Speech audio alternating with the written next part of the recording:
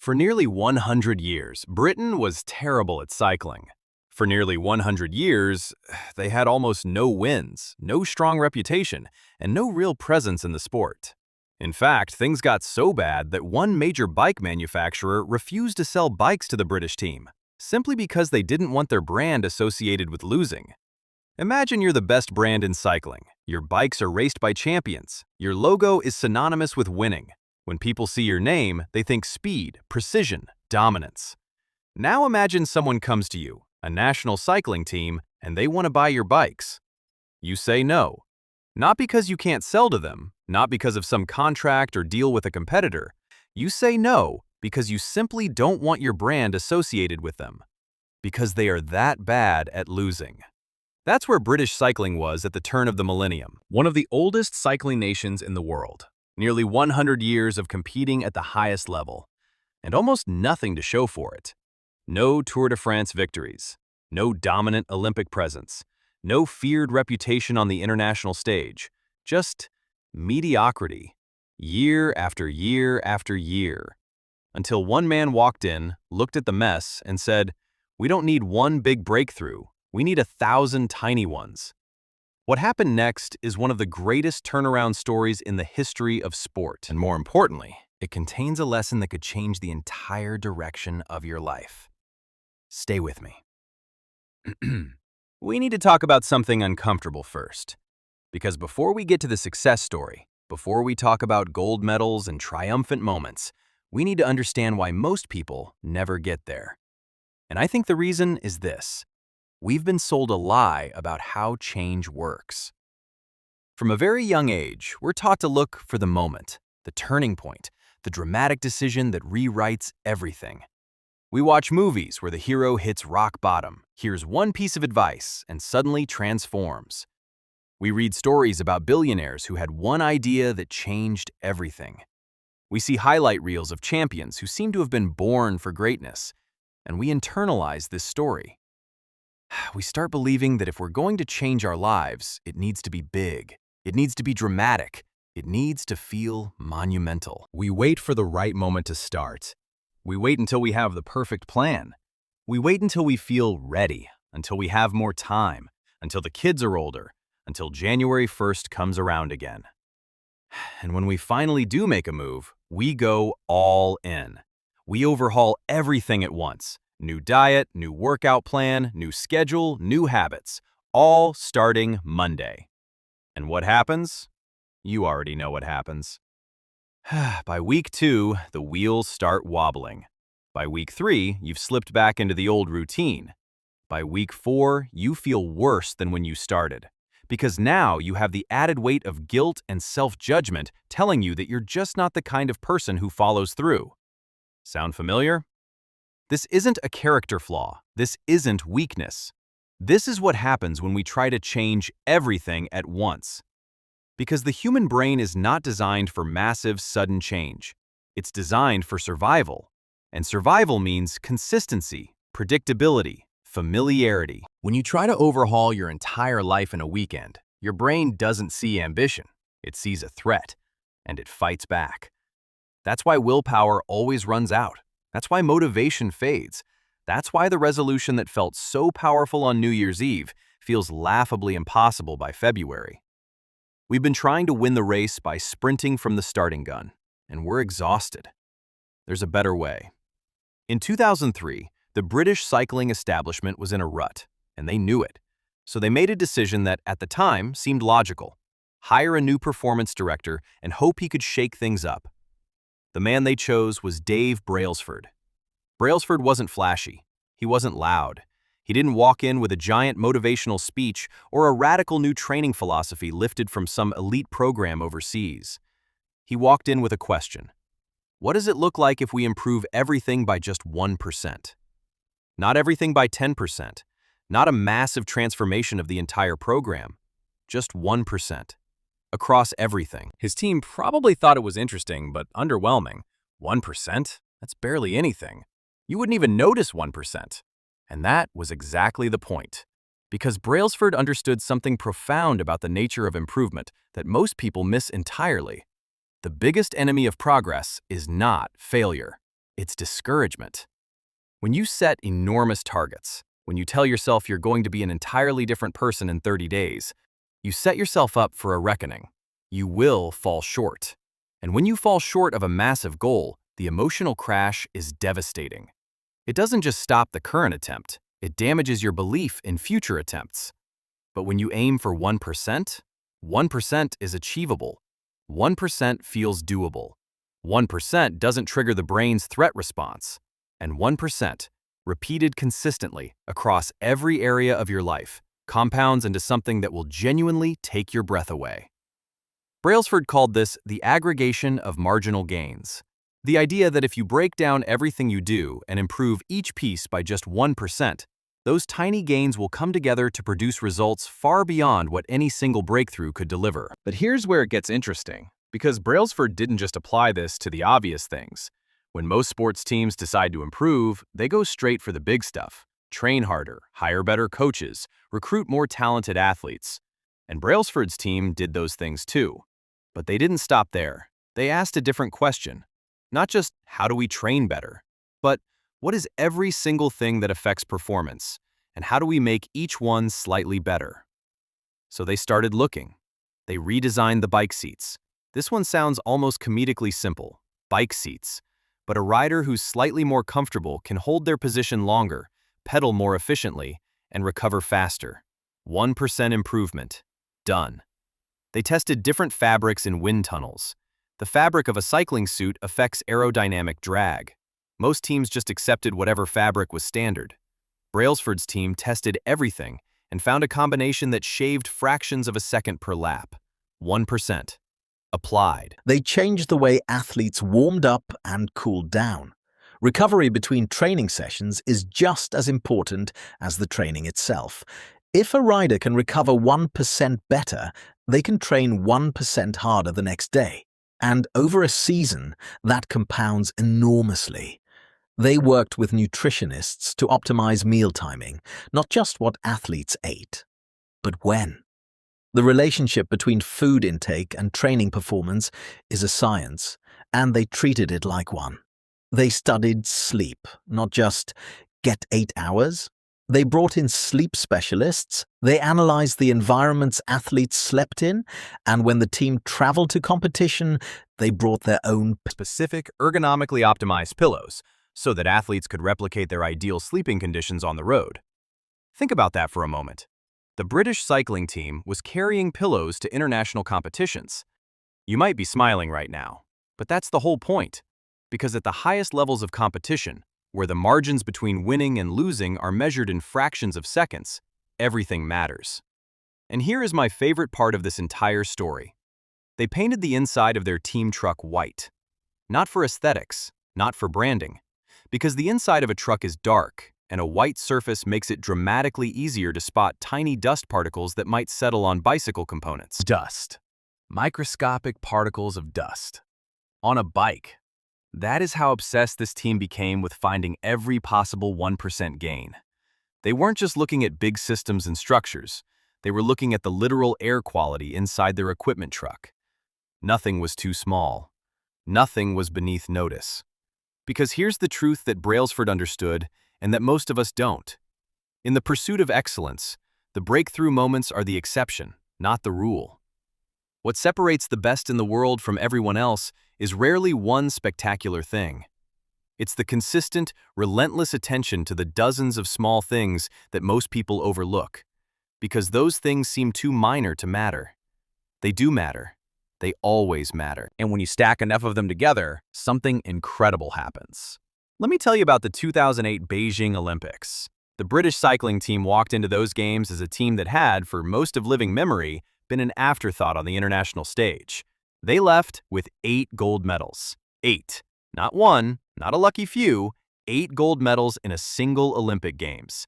And then 4 years later, at the 2012 London Olympics, at home, in front of their own crowd, carrying the weight of expectation, they didn't just match what they'd done, they surpassed it. More gold medals, more world records, one of the most dominant performances by any sports team in Olympic history. Between 2007 and 2017, British cyclists won 178 world championships. They won 66 Olympic or Paralympic gold medals. They dominated the Tour de France, winning 5 times in 6 years. 5 years earlier, a bike manufacturer wouldn't sell them equipment. Now they were the most successful cycling program on the planet. And it happened because of a philosophy that most people would have dismissed as too simple, too slow, or too boring. Not one big breakthrough, hundreds of small ones. That is the power of the aggregation of marginal gains.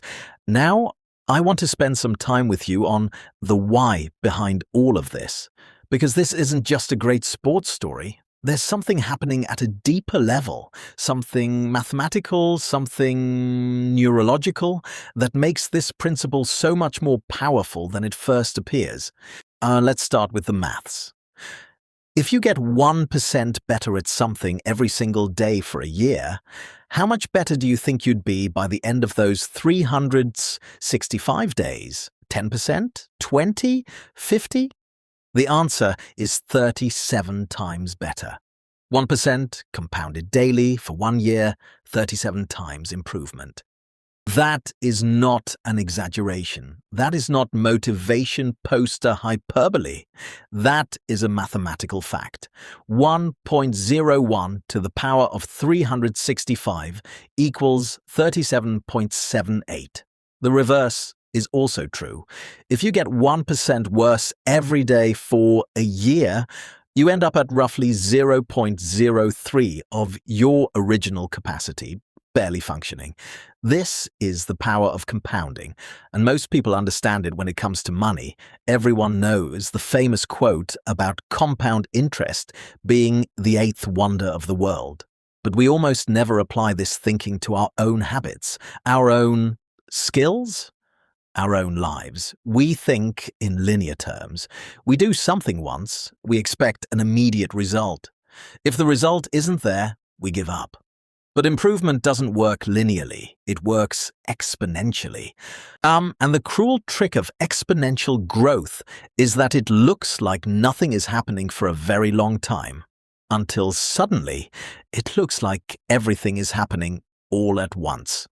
There's a concept called the Valley of Disappointment. When you first start a new habit or practice a new skill, the results don't show up immediately. You eat better for 2 weeks and you don't look different. You practice guitar every day for a month and you still sound pretty rough. You meditate every morning for a month and your mind still races. So you conclude that it isn't working. You quit.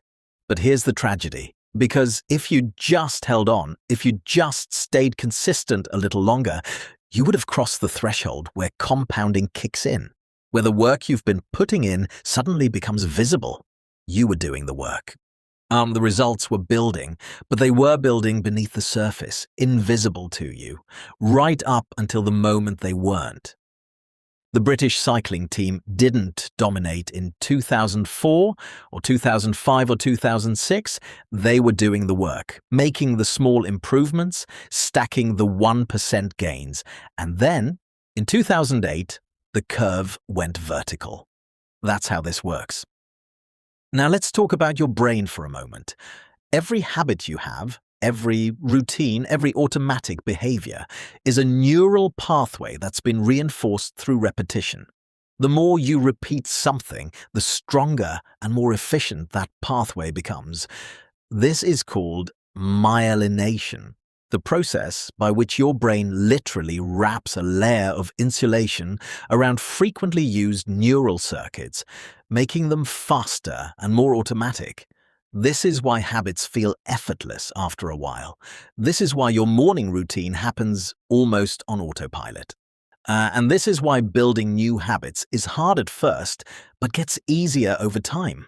Not because you're getting more willpower, but because the neural pathway is getting deeper, smoother, and more automatic. Small daily actions don't just produce small daily results. They literally reshape your brain. They change the physical structure of who you are. That's not metaphor, that's neuroscience. So what do we do with all of this? I want to get practical with you now.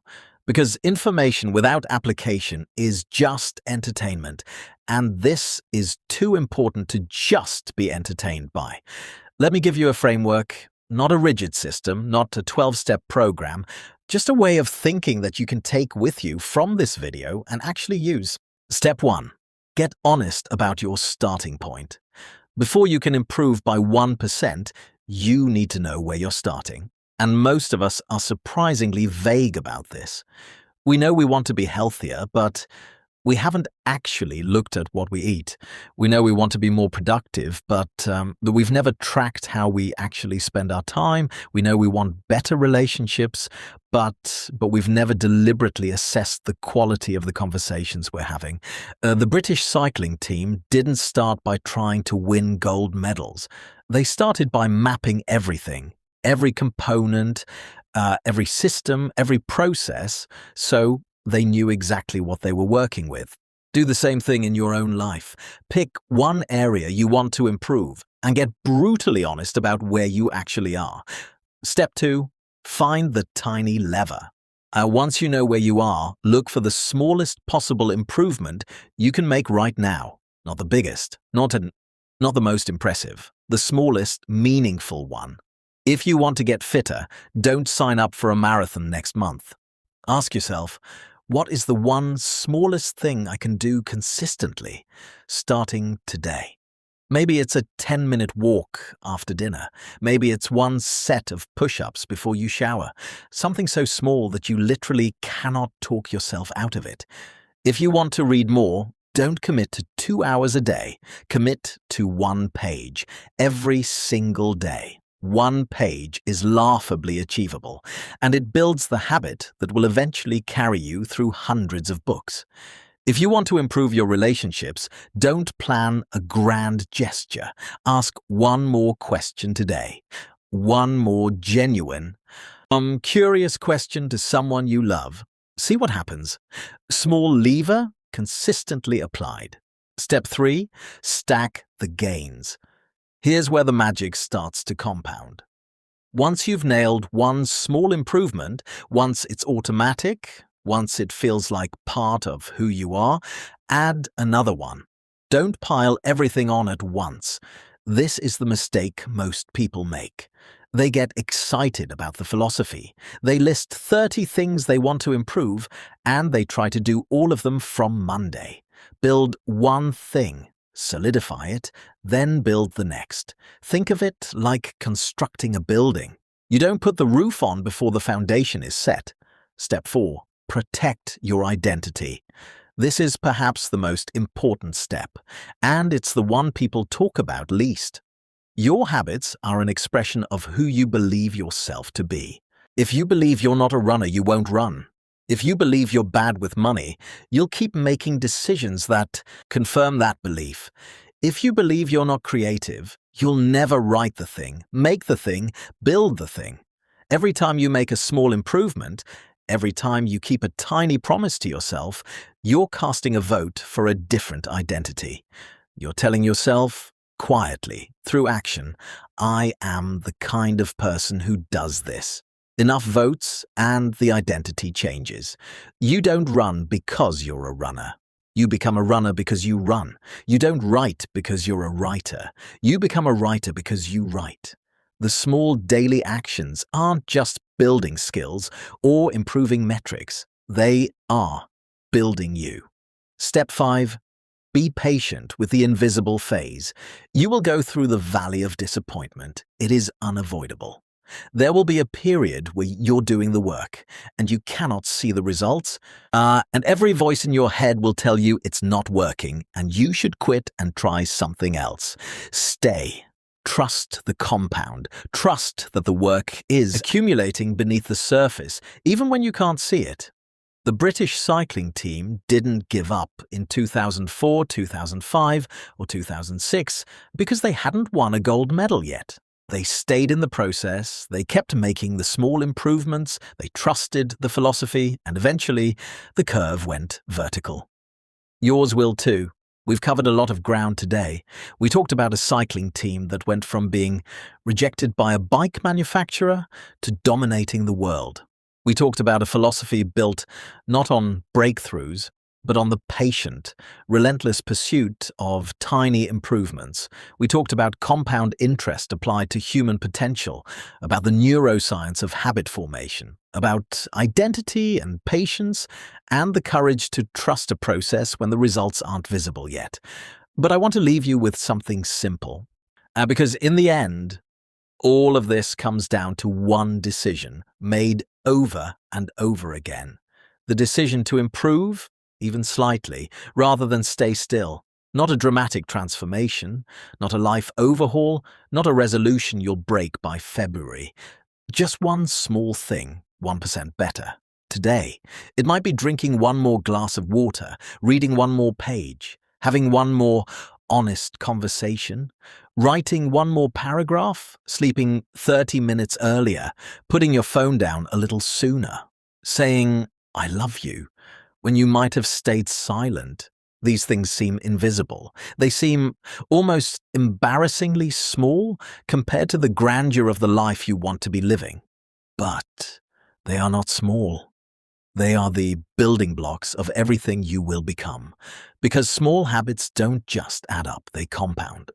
And the person who starts today, even with something tiny, even with something that nobody else would notice, is building a version of themselves that will be, 1 year from now, almost unrecognizable. Not because of one big moment, because of hundreds of small ones. So here is the only question that matters now. What is your one small thing? Not tomorrow, not Monday, not when the conditions are perfect. Today.